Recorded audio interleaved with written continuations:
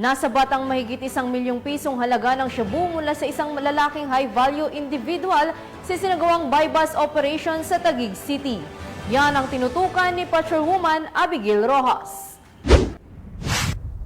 Nadakip ng Taguig City Police Station Drug Enforcement Unit ang isang high-value individual sa ikinasang buy-bust operation dakong alas 4:45 ng umaga sa Barangay Upper Bikutan, Taguig City.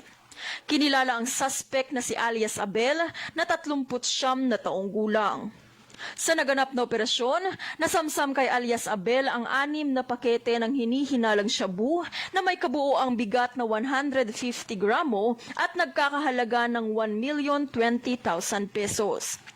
Narecover din sa suspect ang isang pulang pouch, isang digital weighing scale, isang tunay na 1,000 pesos na ginamit bilang buy-bust money at 19 na piraso na 1,000 pesos na budel money. Si alias Abel ay nahaharap sa kasong paglabag sa Section 5 at 11, Article 2 ng Republic Act 9165 o Comprehensive Dangerous Drugs Act of 2002 at kasalukuyang nasa kustodya na ito ngayon ng pulisya.